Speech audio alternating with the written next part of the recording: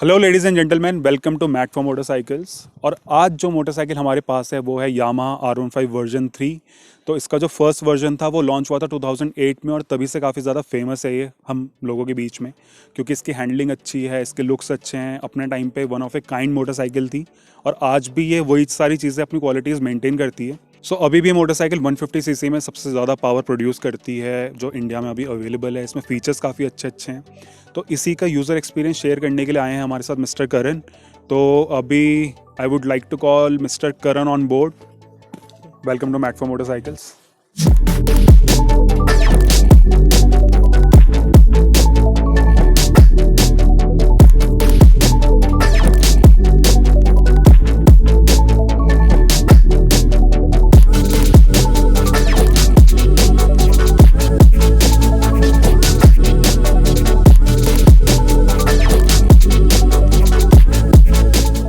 तो भाई ओनरशिप की बात करते हैं। आपने मोटरसाइकिल कब खरीदी थी और कितना टाइम हो चुका है मोटरसाइकिल को अभी तक? यार ऑलमोस्ट 2 इयर्स हो चुके हैं इसको एंड 2018 अगस्त में ली थी मैंने।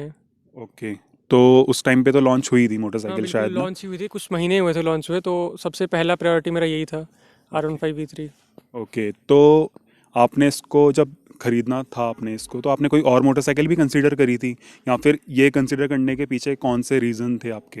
यार 155cc के अंदर ना सबसे बेस्ट मेरे को यही लगा, क्योंकि एक तो टॉप एंड इसका बहुत ज़्यादा है एंड बहुत ज़्यादा एडवांटेजेस है। इसके कॉन्स तो बहुत ही कम है बट एडवांटेजेस उससे ज़्यादा है। तो एडवांटेजेस अगर आप देखो तो यार सबसे पहली बहुत हल्की है, माइलेज अच्छा दे रही है सिटी राइड्स के लिए। एंड जिन लोगों को एग्रेसिव राइड करना पसंद है यार, वो बहुत ही प्यार से इसको राइड कर सकते हैं और लीन बहुत ढंग से हो जाता है इसके अंदर। एंड जो स्टॉक टायर है वो तो 140 दे रखा है, अगर आप चाहें तो अपग्रेड भी कर सकते हैं 150 के लिए, जिससे आपका लीन बेहतर हो जाएगा। तो बहुत एडवांटेजेस है इसमें। ओके, तो जब आपने 2018 में ख़रीदी थी उस टाइम तक तो आई गेस CBR 150 भी थी मार्केट में ना? तो उसकी तरफ जाना नहीं सोचा आपने कि होंडा है वो भी रिलायबल है इतने टाइम से मार्केट में?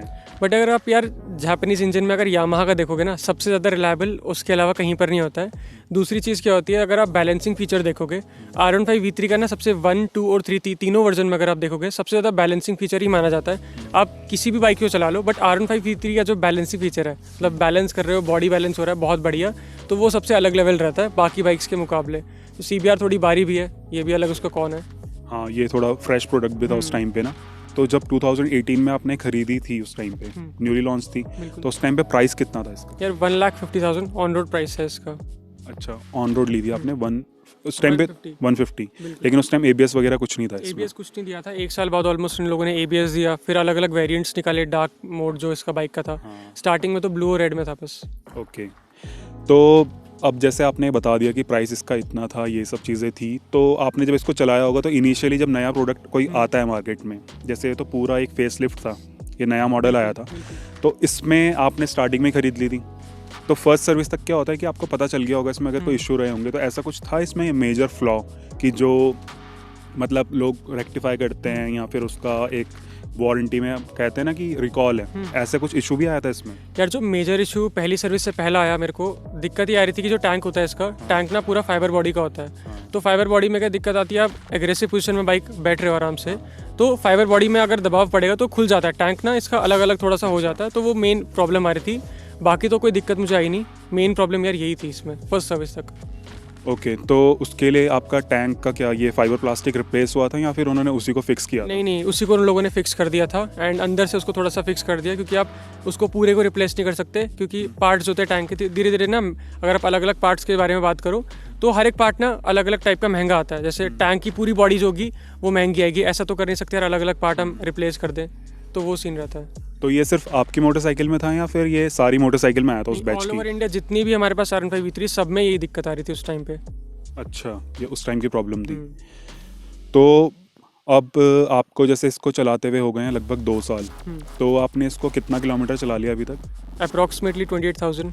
ओके, तो 28,000 में आपको कुछ ऐसे प्रॉब्लम्स लगी इसमें कि हाँ ये चीज़ बेटर हो सकती थी, या फिर आपने ख़रीदने के बाद ऐसे रिग्रेट किया हो कि हाँ ये पर्पस मेरा फुलफिल नहीं हो पा रहा है इसलिए, ऐसी कोई चीज़? यार 28,000 में मेन जो मुझे चीज़ लगी कि इसके अंदर कमी आ रही है वो था इसका जो स्टार्टिंग का इनिशियल आपका ड्रैग पावर होता है इसका, वो बहुत ही कम था।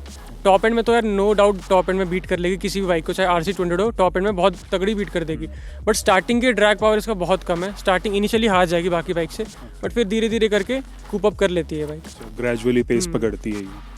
तो जैसा आप बता रहे हो कि RC 200 को बीट कर लेगी है, लेकिन RC 200 25 bhp है, ये 19 वाला मॉडल है ना, तो इसमें 19 bhp है।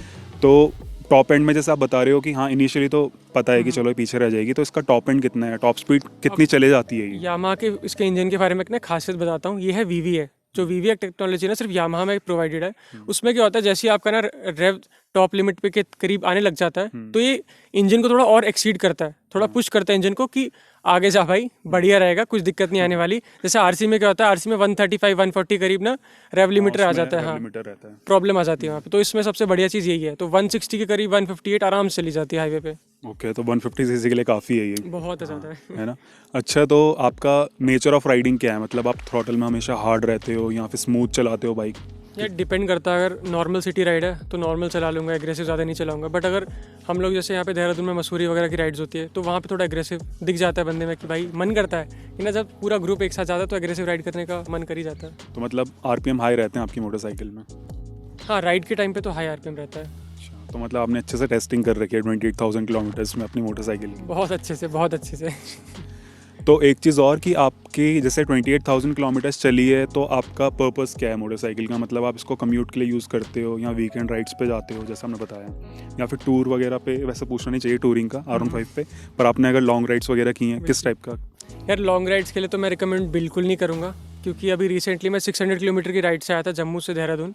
एंड यार हालत ऐसी ख़राब हो रखी थी, क्योंकि बॉडी पेन आप लोगों को इतना ज़्यादा बॉडी पेन आएगा। तो अगर हम वेट में, तो वैसे मैं बहुत ही पतला हूँ, मुझे उतना ज़्यादा दिक्कत नहीं आती लॉन्ग में भी, बट जो थोड़े से भी हल्के से वेट वाले बंदे होंगे उनको बहुत ही ज़्यादा दिक्कत आने वाली है, क्योंकि आपके रिस्ट पे पेन होती है, बैक में पेन होती है, पूरा स्पाइनल कॉर्ड इफेक्ट करता है यार, क्योंकि पोजीशन ही आपकी इतनी ज़्यादा एग्रेसिव हो जाती है। और चाहे आप सिटी में राइड करो, सिटी में तो यार कोई दिक्कत नहीं आती, बट मेन चीज़ जो दिक्कत है वो टूरिंग में ही दिक्कत आती है, लॉन्ग राइड्स में। तो आप किस लिए यूज़ करते हो उसका, मतलब आपका क्या पर्पज़ है इस मोटरसाइकिल को रखने का?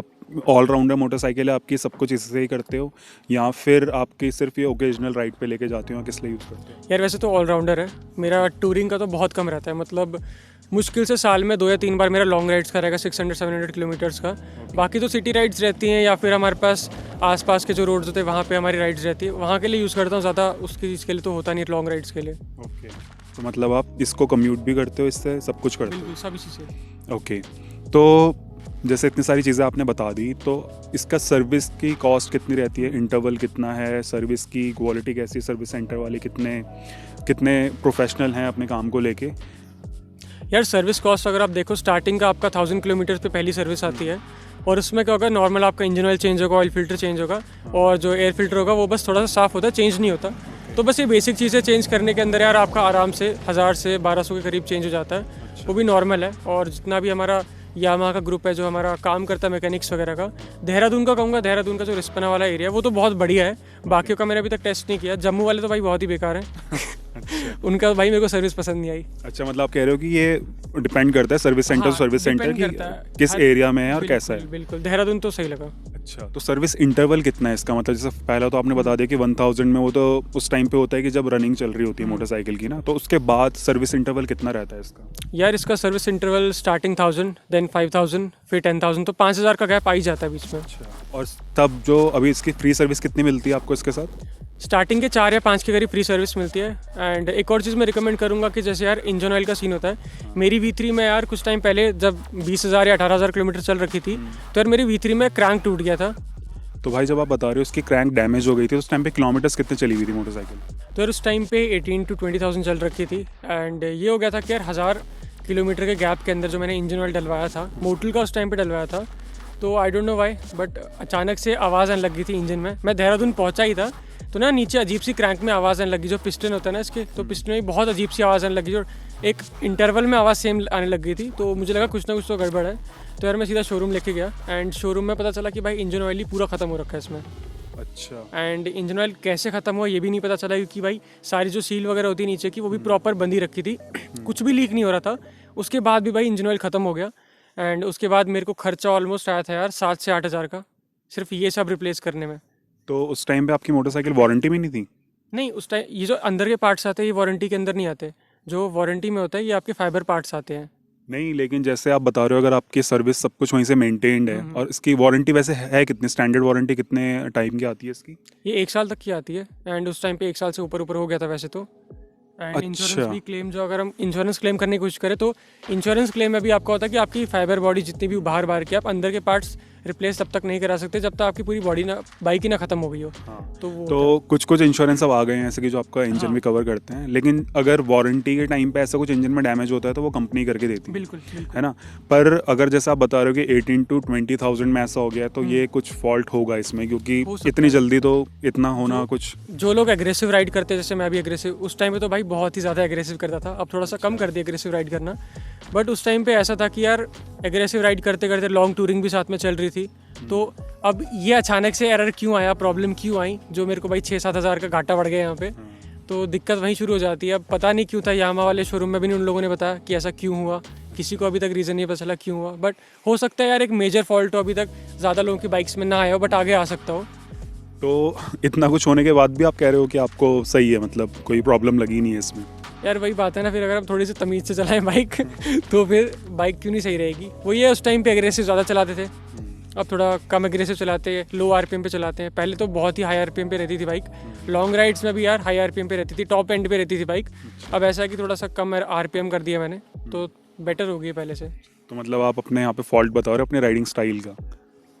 राइडिंग स्टाइल का फॉल्ट तो थोड़ा बहुत कह सकते हो कि एग्रेसिव राइडिंग कॉज हो सकता है थोड़ा बहुत, कि अगर हम ज़्यादा आरपीएम पे चलाए, क्या पता भाई इंजन ऑयल ज़्यादा कंज्यूम हो रहा हो ज़्यादा आरपीएम पे।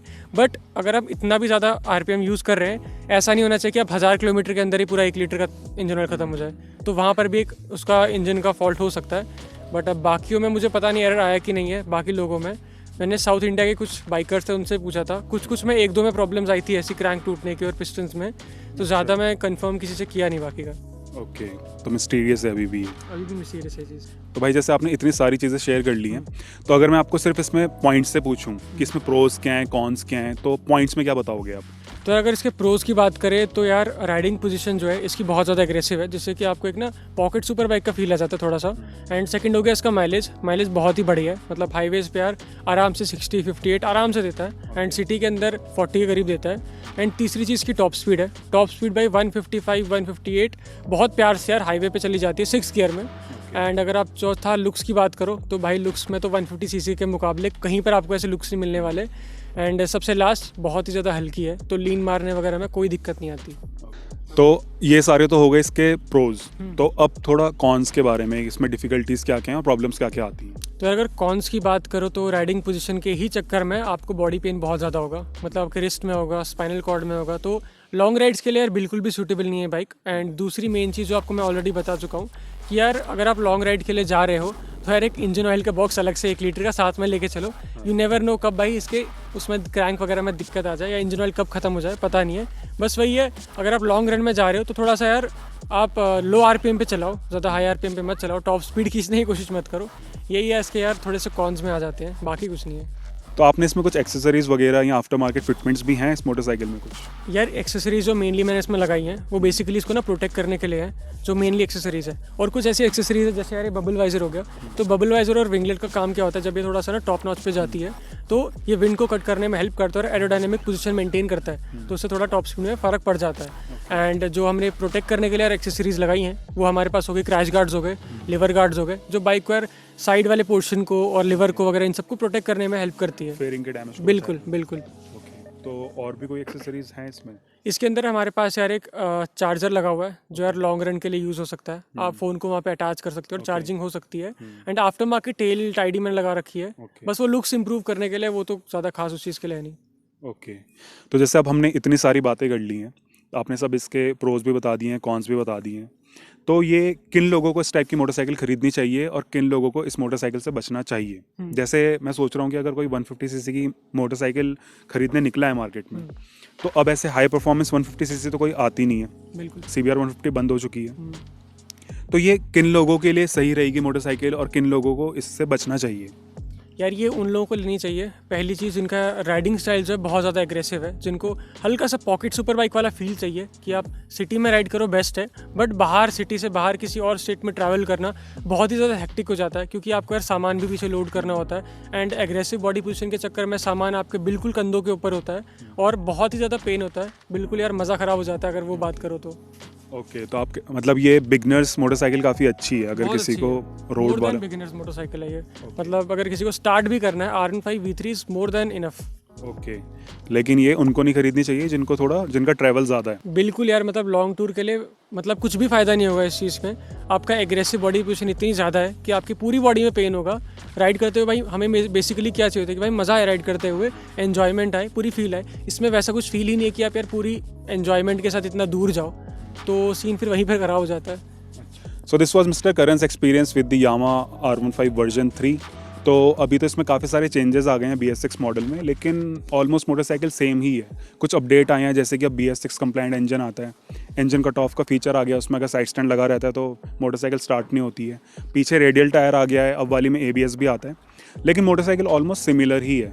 तो इसमें जितने भी प्रोज एंड कॉन्स थे वो सब कुछ शेयर किए हैं इन्होंने अपने ओनर्स जो पर्सपेक्टिव था उससे। लेकिन अगर आपके पास अभी भी कोई क्वेश्चन है इस मोटरसाइकिल से रिलेटेड तो यू कैन कॉन्टैक्ट मिस्टर करण। इनकी इंस्टाग्राम आईडी है दी वेनम राइडर और ये भी स्क्रीन में आ रही होगी। और आप मुझे भी फॉलो कर सकते हैं। और अगर आपने किसी मोटरसाइकिल पर अच्छे खासे किलोमीटर्स कवर कर लिए हैं और आप अपना एक्सपीरियंस शेयर करना चाहते हो तो आप मुझे इंस्टाग्राम में कॉन्टैक्ट कर सकते हो। And please like this video, share it with your friends, comment down your thoughts in the comment section below and subscribe to my channel. It's absolutely free. Peace out.